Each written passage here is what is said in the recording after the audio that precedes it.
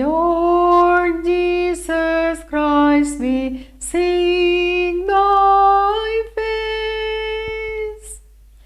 Within the veil we bow the knee. Oh, let thy glory fill the place, and bless us while we wait on thee. We thank thee for the precious blood that purged our sins and brought us nigh. All cleansed and sanctified to God, thy holy name do magnify.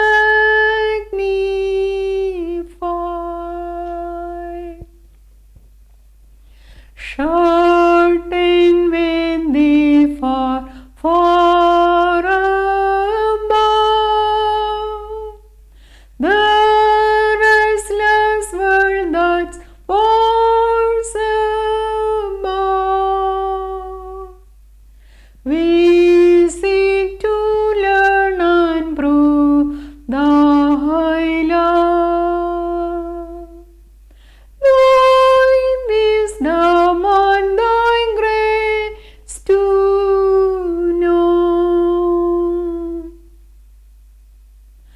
The broad that once with thorns was bound, thy hands, thy sword we fain would see.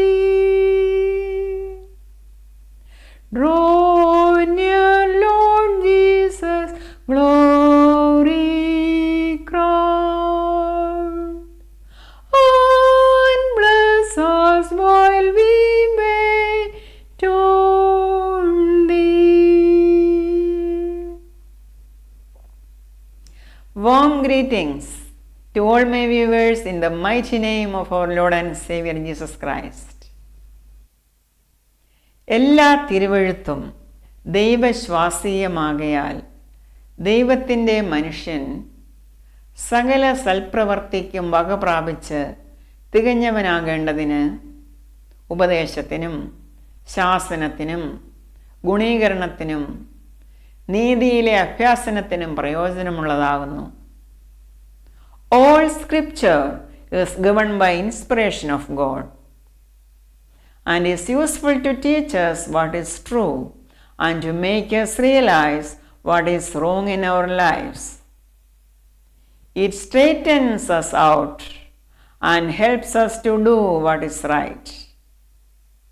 It is God's way of making us well prepared at every point, fully equipped to do good to everyone.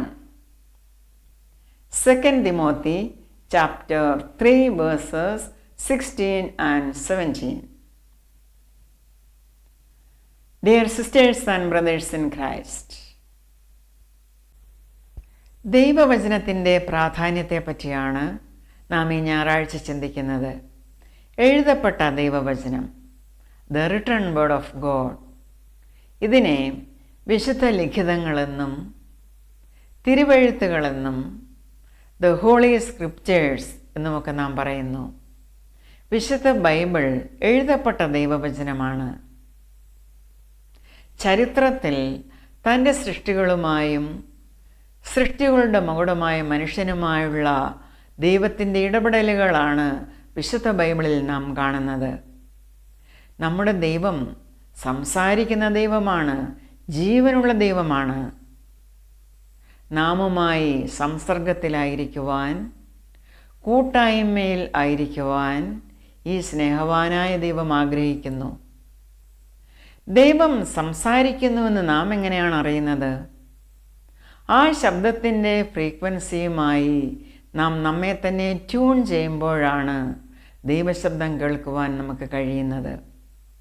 അതായത് സകലത്തിൻ്റെയും കാരണഭൂതൻ ദൈവമാണെന്ന് ഞാൻ വിശ്വസിക്കണം. എന്നെ സൃഷ്ടിച്ചവൻ ദൈവമാണെന്ന് ഞാൻ വിശ്വസിക്കണം.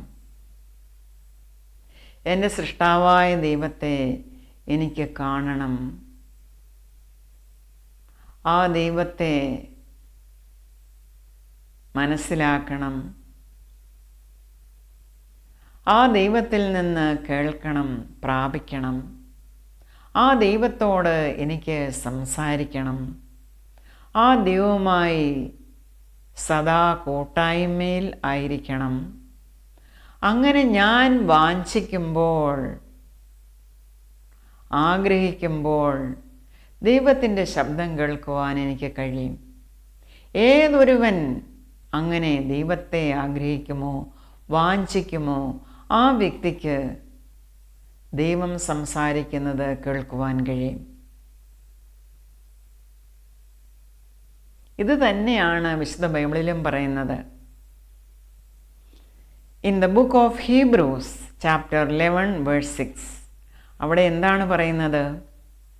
വിശ്വാസം കൂടാതെ ദൈവത്തെ പ്രസാദിപ്പിപ്പാൻ ആർക്കും കഴിയുന്നതല്ല. ദൈവത്തിൻ്റെ അടുക്കൽ വരുന്നവൻ ദൈവമുണ്ട് എന്നും തന്നെ അന്വേഷിക്കുന്നവർക്ക് പ്രതിഫലം കൊടുക്കുന്നുവെന്നും വിശ്വസിക്കേണ്ടതല്ലോ. ദൈവമില്ല എന്ന് വിശ്വസിക്കുന്നവന് എങ്ങനെയാണ് ദൈവത്തിൻ്റെ ശബ്ദം കേൾപ്പാൻ കഴിയുന്നത്? അല്ലെങ്കിൽ ദൈവം സംസാരിക്കുന്നുണ്ട് എന്ന് എങ്ങനെയാണ് അറിയുവാൻ കഴിയുന്നത്? മനുഷ്യ സൃഷ്ടിയുടെ ആരംഭം മുതൽ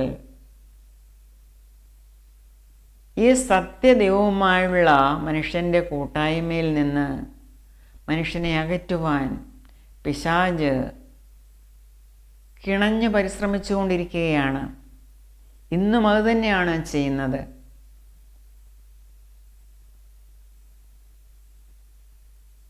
ദൈവത്തിന് ലഭിക്കേണ്ട ആരാധന തനിക്ക് ലഭിക്കണം. ആ ഉദ്ദേശത്തോടെ മനുഷ്യനെ ദൈവത്തിൽ നിന്ന് അകറ്റുന്നു. അതിനാലാണ് ദൈവകൽപ്പനയിൽ ഒന്നാമതായി ദൈവം പറയുന്നത്, ഞാനൊഴികെ അന്യദൈവങ്ങൾ നിനക്ക് ഉണ്ടാകരുത് എന്ന്. ഡ്യൂട്ടറോണമി ചാപ്റ്റർ 5 വേഴ്സസ് 7-10 ഞാനല്ലാതെ നിനക്ക് അന്യദൈവങ്ങൾ ഉണ്ടാകരുത്, വിഗ്രഹം ഉണ്ടാക്കരുത്. മീതെ സ്വർഗത്തിലെങ്കിലും താഴെ ഭൂമിയിലെങ്കിലും ഭൂമിക്ക് കീഴെ വെള്ളത്തിലെങ്കിലുമുള്ള യാതൊന്നിൻ്റെയും പ്രതിമ അരുത്. അവയെ നമസ്കരിക്കുകയോ സേവിക്കുകയോ ചെയ്യരുത്.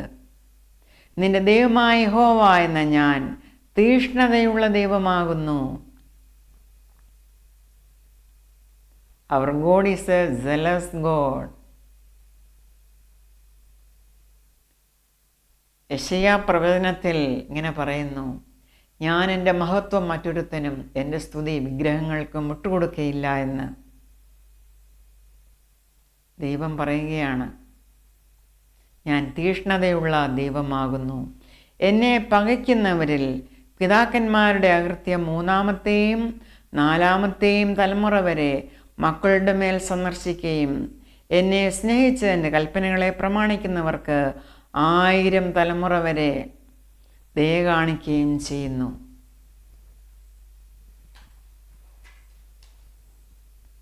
ദൈവത്തിൻ്റെ കൽപ്പനകൾ, അല്ലെങ്കിൽ ദൈവം നമ്മോട് എന്താണ് സംസാരിക്കുന്നത്, നാം അത് കേൾക്കണം. അതനുസരിച്ച് നാം ജീവിക്കണം. ഇന്നത്തെ ആദ്യ പാഠമായി നമുക്ക് പഴയ നിയമത്തിൽ നിന്ന് തന്നെ പഠിക്കാം. Deuteronomy chapter 6 versus 1-9.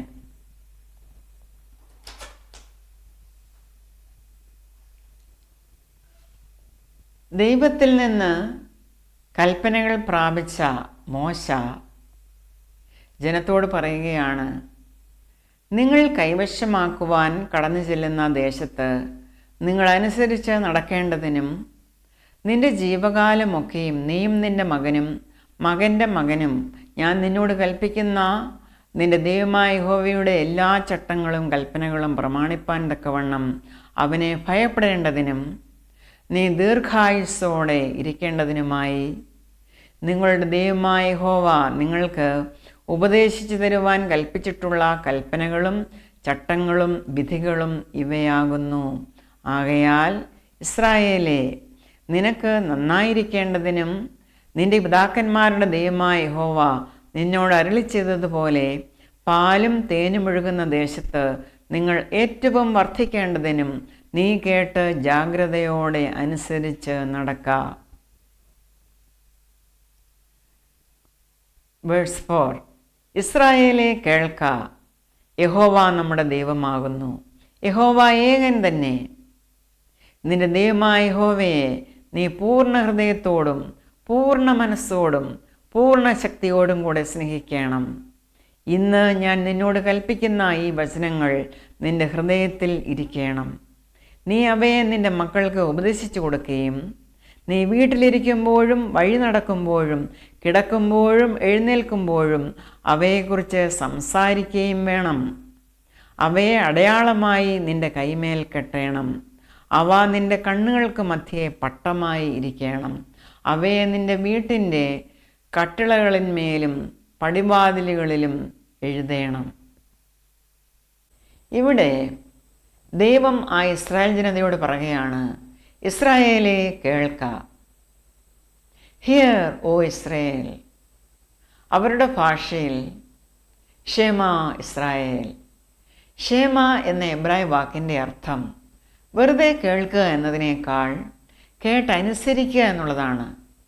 Respond what you hear, അല്ലെങ്കിൽ listen carefully to obey and take action. എന്താണ് അവർ കേട്ടനുസരിക്കേണ്ടിയിരുന്നത്? The Lord our God. യഹോവ നമ്മുടെ ദൈവമാകുന്നു. The Lord is one. യഹോവ ഏകൻ തന്നെ. Love the Lord your God. നിന്റെ ദൈവമായ യഹോവയെ നീ സ്നേഹിക്കണം. With all your heart. പൂർണ്ണ ഹൃദയത്തോടെ. With all your soul. പൂർണ്ണ മനസ്സോടെ. And with all your strength. പൂർണ്ണ ശക്തിയോടെ. സത്യദൈവ ആരാധനയിൽ നിന്നും പിശാച് അവരെ സാത്താന്യ ആരാധനയിലേക്ക് വശീകരിച്ചപ്പോൾ ദൈവം അവർക്ക് കൊടുത്ത കൽപ്പനയായിരുന്നു ഇത്. ഇന്നും ഇസ്രായേലിയർ ഈ ക്ഷേമ പ്രഖ്യാപനം നടത്താറുണ്ട്. ഒരു പ്രത്യേക ട്യൂണിൽ അവരത് ആലപിക്കുകയാണ്. മറ്റ് പല കൽപ്പനകളും പ്രമാണങ്ങളും ഈ ഇസ്രായേൽ ജനതയ്ക്ക് ദൈവം കൊടുത്തിരുന്നു. എന്തിനായിരുന്നു മോശ മുഖാന്തിരം ഇത് ദൈവം അവർക്ക് കൊടുത്തത്? So that all will go well with you, and so that you will have many children. If you obey these commands, you will become a great nation in a glorious land flowing with milk and honey, even as the God of your fathers promised you. യേശുക്രിസ്തുവിനും മുമ്പ് 14-ാം നൂറ്റാണ്ടിൽ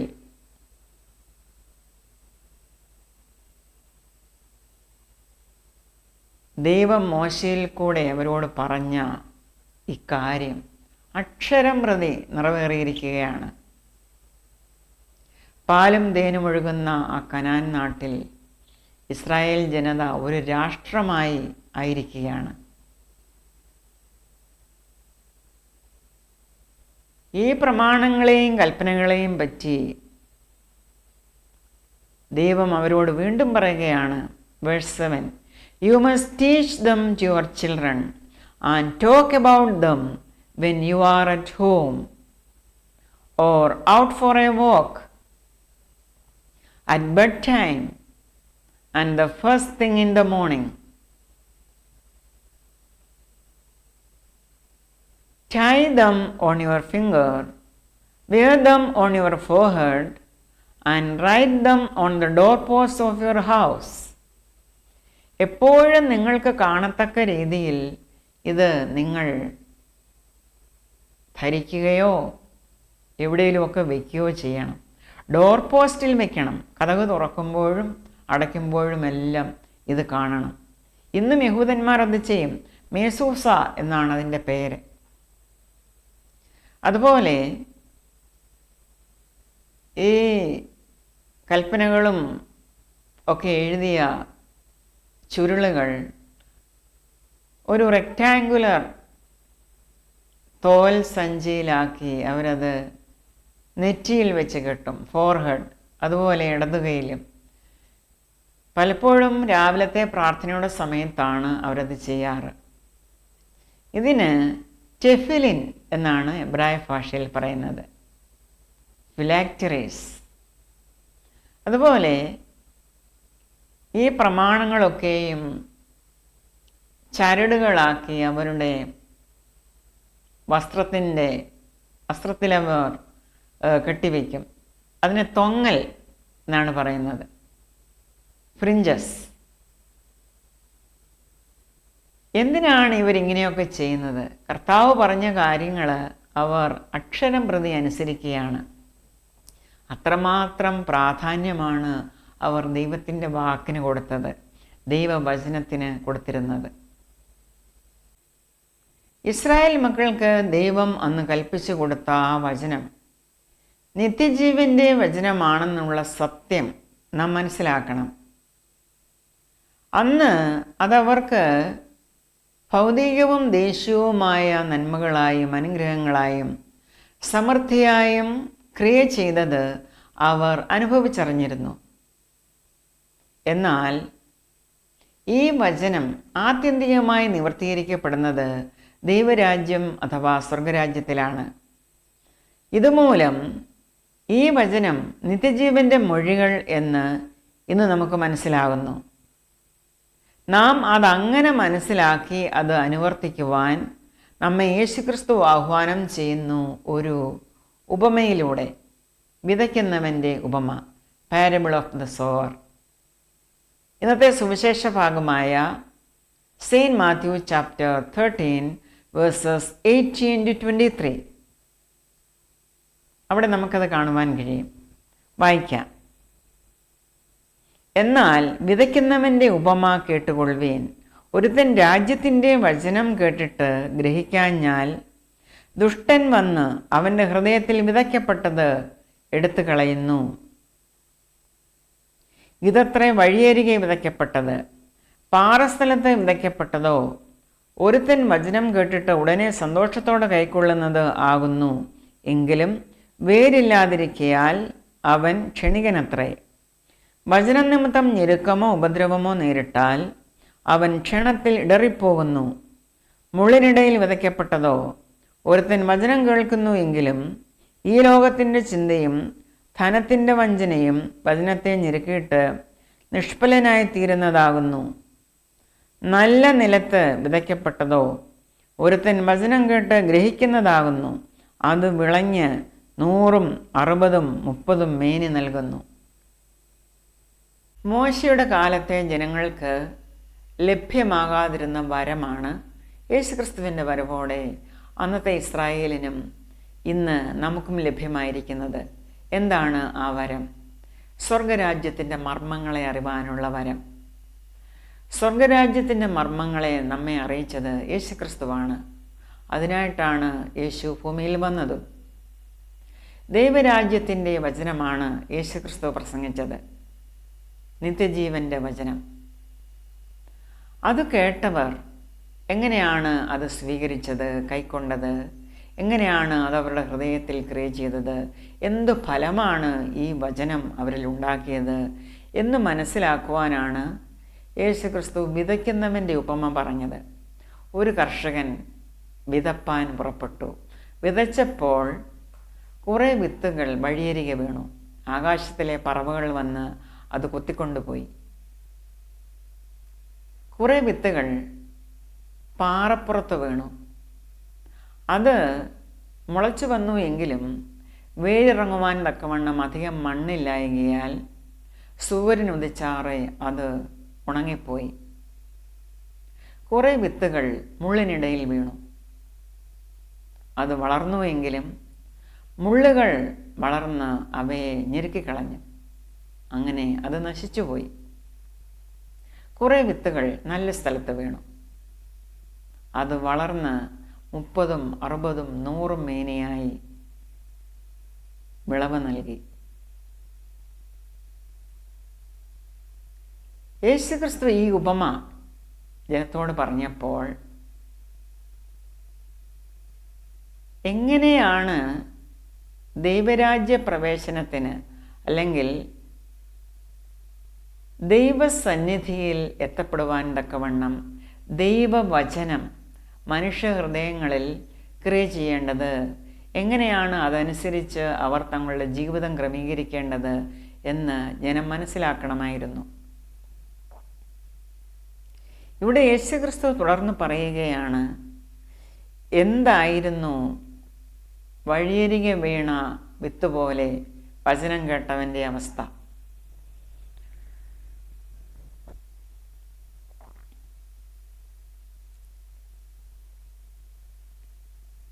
ദൈവരാജ്യത്തിൻ്റെ വചനം കേട്ടിട്ട് ആ വ്യക്തി അത് ഗ്രഹിക്കാഞ്ഞാൽ ദുഷ്ടൻ വന്ന് അവൻ്റെ ഹൃദയത്തിലെ വിതയ്ക്കപ്പെട്ടത് എടുത്തു കളയുന്നു. ദൈവവചനം അല്ലെങ്കിൽ ദൈവരാജ്യത്തിൻ്റെ വചനം, ആ നിത്യജീവൻ്റെ വചനം ഇവൻ കേട്ടു. പക്ഷെ അത് മനസ്സിലാക്കി എടുക്കുവാൻ തക്കവണ്ണം ആ വ്യക്തി കൂട്ടാക്കിയില്ല. അതുകൊണ്ട് സാത്താൻ അവൻ്റെ ഹൃദയത്തിൽ നിന്നും ആ ദൈവവചനത്തെ എടുത്തു മാറ്റി.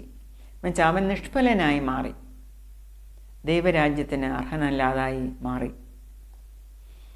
ഇതത്രേ വഴിയരികെ വിതയ്ക്കപ്പെട്ടത്. ഇനി നമുക്ക് നോക്കാം, പാറസ്ഥലത്ത് വിത്ത് വീണതുപോലെ ദൈവവചനം കേട്ടവൻ്റെ അവസ്ഥ എന്താണെന്ന്. പാറസ്ഥലത്ത് വിതയ്ക്കപ്പെട്ടതോ ഒരുത്തൻ വചനം കേട്ടിട്ട് ഉടനെ സന്തോഷത്തോടെ കൈക്കൊള്ളുന്നതാകുന്നു. എങ്കിലും വേരില്ലായകിയാൽ അവൻ ക്ഷണികനത്രേ. വചനം നിമിത്തം ഞെരുക്കമോ ഉപദ്രവമോ നേരിട്ടാൽ അവൻ ക്ഷണത്തിൽ ഇടറിപ്പോകുന്നു. ദൈവരാജ്യത്തിൻ്റെ വചനം അവൻ കേട്ടു, കൈക്കൊണ്ടു. അവൻ നേരായ മാർഗത്തിൽ ജീവിക്കുവാൻ ശ്രമിച്ചു. അങ്ങനെ ജീവിച്ചു വരുമ്പോൾ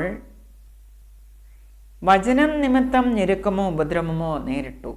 അതായത് നല്ല വഴിയിൽ നടക്കുവാൻ ശ്രമിച്ചപ്പോൾ വചനം നിമിത്തം, അതായത് നേരത്തെ ആരുടെ കൂട്ടുകെട്ടിലാണോ ഈ വ്യക്തി നടന്നിരുന്നത് അവരിൽ നിന്നും പ്രശ്നങ്ങളുണ്ടായി. അതായത് അവൻ ചരിക്കുന്ന ആ ഇടത്ത് നല്ല രീതിയിൽ ജീവിക്കുവാൻ തക്കവണ്ണം അവന് ഇടയാകാതെ വന്നു.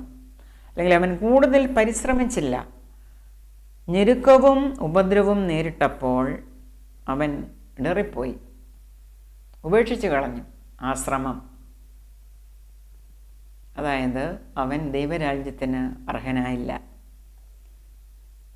ഇനി നമുക്ക് നോക്കാം, മുള്ളിനിടയിൽ വീണ വിത്തിനെ പോലെ ദൈവവചനം കേട്ടവൻ്റെ അവസ്ഥ എന്താണെന്ന്. മുള്ളിനിടയിൽ വിതയ്ക്കപ്പെട്ടതോ ഒരുത്തൻ വചനം കേൾക്കുന്നുവെങ്കിലും ഈ ലോകത്തിൻ്റെ ചിന്തയും ധനത്തിൻ്റെ വഞ്ചനയും വചനത്തെ ഞെരുക്കിയിട്ട് നിഷ്ഫലനായി തീരുന്നതാകുന്നു. ഈ വ്യക്തി ദൈവരാജ്യത്തിൻ്റെ ആ വചനം കേൾക്കുന്നു, പക്ഷേ പിന്നെ ഈ ലോകത്തിൻ്റെ ചിന്ത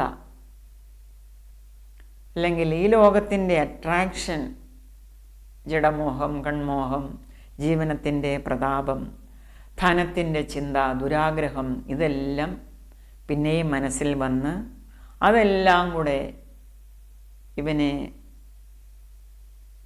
ഇവൻ കേട്ട വചനം വളരുവാൻ തക്കവണ്ണം അതൊന്നും ഇവനെ സഹായിക്കുന്നില്ല. ഇവൻ ഉപേക്ഷിക്കുകയാണ് തൻ്റെ പ്രയത്നം. അങ്ങനെ അവനും ദൈവരാജ്യത്തിന് പുറത്തായി പോകുന്നു.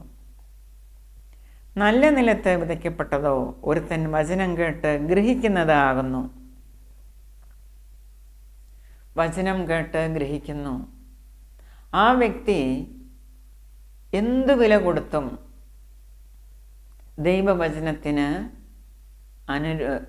ദൈവവചനം അനുസരിച്ച് ജീവിക്കുവാൻ തക്കവണ്ണം തന്നെത്താൻ സമർപ്പിക്കുന്നു. അങ്ങനെ അവൻ ദൈവരാജ്യത്തിന് അർഹനായി മാറുന്നു. ഇവിടെ നാം മനസ്സിലാക്കേണ്ടത്, ദൈവവചനം നാം കേൾക്കുന്നു എങ്കിലും നാം അത് വേണ്ടവണ്ണം പ്രയോജനപ്പെടുത്തുന്നില്ല എങ്കിൽ നാം നിഷ്ഫലന്മാരായി മാറും. ദൈവവചനം എന്നത് സ്വർഗത്തിൽ എന്നേക്കും സ്ഥിരമായി നിൽക്കുന്ന വചനമാണ്. അത് നിത്യജീവങ്കിലേക്ക് നമ്മെ കൊണ്ടുപോകുന്നതാണ്. നമുക്ക് സന്തോഷവും സമാധാനവും തരുന്നതാണ് ദൈവത്തിൻ്റെ വചനം. കാരണം ദൈവത്തിൻ്റെ വായിൽ നിന്ന് പുറപ്പെടുന്ന വചനമാണ്. അത് നന്മയ്ക്കല്ലാതെ തിന്മയ്ക്ക് ഇടയാകില്ല. അത് മനുഷ്യനെ നന്മയിലേക്ക് നയിക്കും. അത് ഗ്രഹിക്കുവാൻ നാം മനസ്സ് വയ്ക്കണം. എന്ത് പ്രശ്നങ്ങൾ ഉണ്ടായാലും നാം അതിനൊന്നും വശമ്മതരായി നല്ല നടപ്പ് നാം ഉപേക്ഷിക്കരുത്. നാം ആ പരിശ്രമം ഉപേക്ഷിക്കരുത്. പരിശ്രമിച്ചുകൊണ്ടേയിരിക്കണം. നന്മയിലേക്ക് വളരുവാൻ തക്കവണ്ണം നമ്മെ തന്നെ ഒരുക്കണം. അങ്ങനെയാകുമ്പോൾ ദൈവാനുരൂപരായി വളരുവാൻ, ദൈവത്തിൻ്റെ സഖിത്വം പ്രാപിക്കുവാൻ, അല്ലെങ്കിൽ അവൻ്റെ കൂട്ടായ്മയിൽ ആയിരിക്കുവാൻ നമുക്ക് കഴിയും. അത് നമ്മുടെ പരിശ്രമമാണ്. നാം അതിനായി ശ്രമിക്കണം. വചനം കേട്ടു എന്നതുകൊണ്ടായില്ല, വചനത്തിനനുസരിച്ച് ജീവിക്കുവാൻ നാം തയ്യാറാകണം. ഈ ലോകത്തിൻ്റെ ചിന്തകളോ ധനത്തിൻ്റെ ചിന്തകൾ, അതുപോലെ ഈ ലോകത്തിൻ്റെ ചിന്തകൾ, ഇതൊന്നും നമ്മുടെ മുമ്പോട്ടുള്ള ഗമനത്തിന് നമുക്ക് തടസ്സമായിക്കൂടാ. നമ്മുടെ ഓട്ടം നാം സ്ഥിരതയോടെ ഓടണം. നിത്യജീവൻ്റെ വചനം പ്രസംഗിക്കുക നിമിത്തം കഷ്ടതയും തടവും ഏൽക്കേണ്ടി വന്ന പൗലോസ് അപ്പോസ്തലൻ താൻ റോമിലെ കൈസരുടെ മുമ്പാകെ ന്യായവിസ്താരത്തിൽ നിൽക്കുന്നതിന് മുമ്പായി റോമിൽ ഹൗസ് അറസ്റ്റിലായിരുന്നപ്പോൾ തൻ്റെ അടുക്കൽ വന്ന ആൾക്കാരോട് യേശുക്രിസ്തുവിലൂടെയുള്ള രക്ഷ പൂർണ്ണ പ്രാഗൽഭ്യത്തോടെ പ്രസംഗിക്കുന്ന ഒരു വചനപാഠമാണ് അടുത്തത്. Acts of the apostles chapter 28 versus 23 through 30. ഒരു ദിവസം നിശ്ചയിച്ചിട്ട് പലരും പൗലോസിൻ്റെ പാർപ്പിടത്തിൽ അവൻ്റെ അടുക്കൽ വന്നു. അവരോട് അവൻ ദൈവരാജ്യത്തിന് സാക്ഷ്യം പറഞ്ഞു. മോശയുടെ ന്യായപ്രമാണവും പ്രവാചക പുസ്തകങ്ങളും ആധാരമാക്കി യേശുവിനെക്കുറിച്ച് അവർക്ക് ബോധം വരുമാറ് രാവിലെ തുടങ്ങി സന്ധ്യ വരെ വിവരിച്ചു. പൗലോസ് പറഞ്ഞത് ചിലർ സമ്മതിച്ചു, ചിലർ വിശ്വസിച്ചില്ല. അവർ തമ്മിൽ യോജിക്കാതെ പിരിഞ്ഞു പോകുമ്പോൾ പൗലോസ് അവരോട് ഒരു വാക്ക് പറഞ്ഞത് എന്തെന്നാൽ, പൗലോസ് ഇവിടെ ഒരു വാക്യം കോട്ട് ചെയ്യുകയാണ്.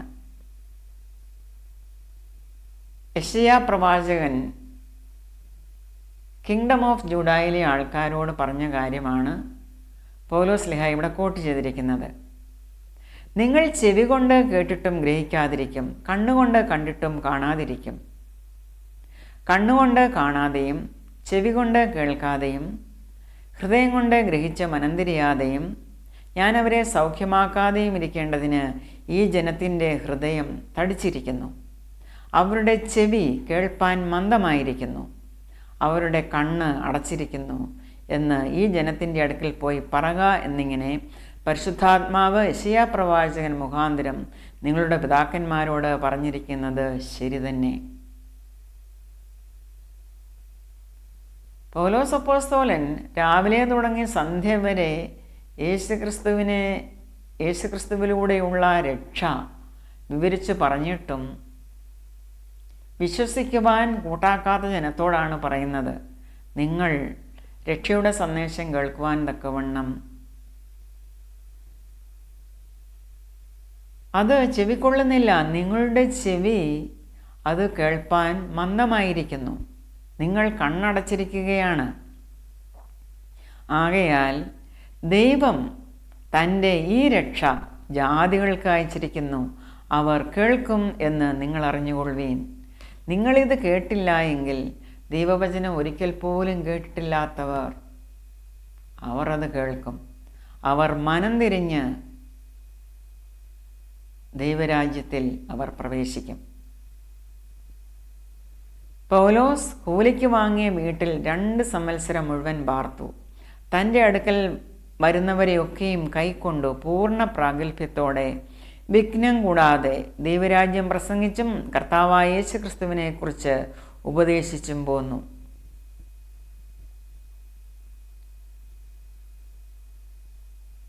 എത്രമാത്രം പ്രാഗൽഭ്യത്തോടെയാണ് പൗലോസ് അപ്പോസ്തലൻ തൻ്റെ വേല ചെയ്യുന്നത്. തനിക്ക് നേരിടുന്ന ഈ പ്രയാസങ്ങൾ, കഷ്ടതകൾ, ഇതെല്ലാം താൻ സഹിക്കുകയാണ് ദൈവരാജ്യത്തിന് വേണ്ടി, യേശുക്രിസ്തുവിന് വേണ്ടി. എങ്ങനെയെങ്കിലും ഒരാത്മാവിനെ നാശത്തിൽ നിന്ന് വീണ്ടെടുക്കുക, നിത്യജീവനിലേക്ക് അവരെ കൂട്ടിച്ചേർക്കുക. അതാണ് പൗലോസ് അപ്പോസ്തലൻ്റെ ലക്ഷ്യം. പ്രിയ സഹോദരങ്ങളെ, നമ്മിൽ എത്ര പേർ ഇപ്രകാരം നശിച്ചുകൊണ്ടിരിക്കുന്ന ആത്മാക്കളെ നിത്യജീവനിലേക്ക് ആനയിക്കും? അവരോട് ദൈവരാജ്യത്തിൻ്റെ വചനം പറയും. നിത്യജീവനിലേക്ക് നിലനിൽക്കുവാൻ തക്കവണ്ണം അവരെ ഉത്സാഹിപ്പിക്കും. എഴുതപ്പെട്ട ദൈവവചനത്തിൻ്റെ ഉത്ഭവവും അതിൻ്റെ ആധികാരികതയും അത് മനുഷ്യരിൽ വരുത്തുന്ന മാറ്റവും മനസ്സിലാക്കിയ പൗലോസ് അപ്പോസ്തലൻ എന്തു പ്രതികൂലം വന്നാലും ആ വചനത്തിൽ തന്നെ ഉറച്ചു നിൽക്കണം എന്ന് പഠിപ്പിക്കുന്നു. 2 തിമോത്തി ചാപ്റ്റർ 3 വേഴ്സസ് 10-17. നീയോ എൻ്റെ ഉപദേശം, നടപ്പ്, ഉദ്ദേശം, വിശ്വാസം, ദീർഘക്ഷമ, സ്നേഹം, സഹിഷ്ണുത എന്നിവയും അന്ത്യോക്യയിലും ഇക്കോന്യയിലും ലുസ്ത്രയിലും എനിക്ക് സംഭവിച്ച ഉപദ്രവവും കഷ്ടാനുഭവവും കണ്ടറിഞ്ഞിരിക്കുന്നു. ഞാൻ എന്തെല്ലാം ഉപദ്രവം സഹിച്ചു, അതിലെല്ലാറ്റിൽ നിന്നും കർത്താവ് എന്നെ വിടുവിച്ചു. എന്നാൽ ക്രിസ്തുവേശുവിൽ ഭക്തിയോടെ ജീവിപ്പാൻ മനസ്സുള്ളവർക്ക് എല്ലാം ഉപദ്രവം ഉണ്ടാകും. ദുഷ്ടമനുഷ്യരും മായാവികളും വഞ്ചിച്ചും വഞ്ചിക്കപ്പെട്ടും കൊണ്ട് മേൽക്കുമേൽ ദോഷത്തിൽ മുതിർന്നു വരും.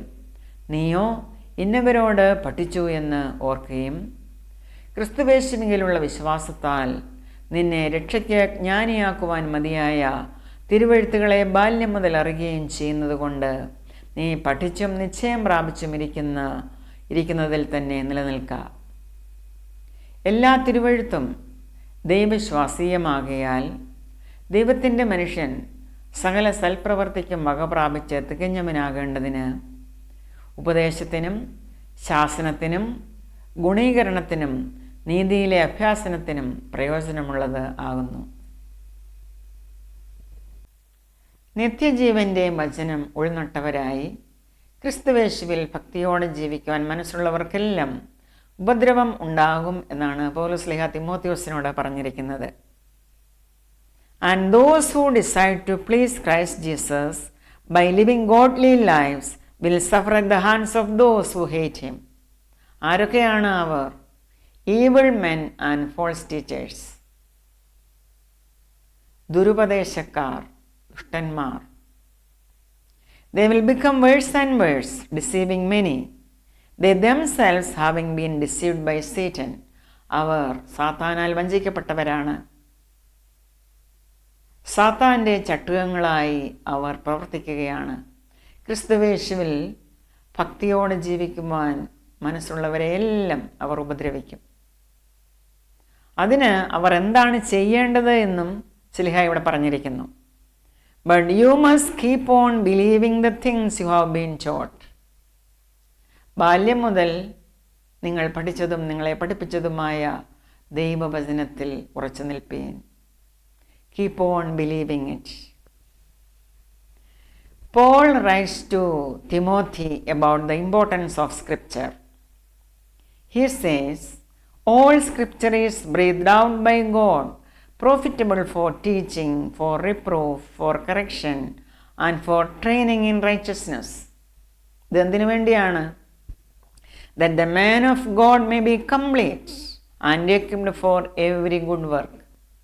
സകല സൽപ്രവർത്തിക്കും വക പ്രാപിച്ച് തികഞ്ഞവനാകേണ്ടതിന്. God's word will make a man complete. ദൈവവചനത്തിൻ്റെ ആപ്ലിക്കേഷനാണ് ഇത്. ദൈവവചനം നാം എക്സസൈസ് ചെയ്താൽ അത് നമ്മെ ക്രിസ്തുവിൽ തികഞ്ഞവരാക്കി നിർത്തും. നാം ഇവിടെ കാണുന്നത് ദൈവവചനം പോലെ മനുഷ്യന് പ്രയോജനം തരുന്നതൊന്നും തന്നെയില്ല. ഈ ലോകത്തിൽ നാം പല വചനങ്ങളും ലിഖിതങ്ങളുമെല്ലാം കണ്ടുമുട്ടിയിട്ടുണ്ട്. പക്ഷേ ദൈവവചനത്തെ പോലെ മനുഷ്യനെ രൂപാന്തരം വരുത്തുന്നത്, അവന് സന്തോഷം തരുന്നതായി യാതൊന്നും തന്നെയില്ല. ദൈവവചനം നാം പഠിച്ചാൽ ദൈവം ആരാണെന്നും ദൈവത്തിൻ്റെ സ്വഭാവവും ഗുണങ്ങളുമെല്ലാം നമുക്ക് മനസ്സിലാകും. ദൈവസ്നേഹം നമുക്ക് മനസ്സിലാകും. ദൈവം നമുക്ക് വേണ്ടി ക്രൂശിൽ നിർവഹിച്ചത് നമുക്ക് മനസ്സിലാകും. എന്താണ് നമുക്ക് വേണ്ടി ദൈവം ഒരുക്കിയിരിക്കുന്നത് എന്ന് നമുക്ക് മനസ്സിലാക്കുവാൻ കഴിയും. അപ്പോൾ തന്നെ നമ്മുടെ മനസ്സിന് സന്തോഷമുണ്ടാകും. All scripture is God breathed.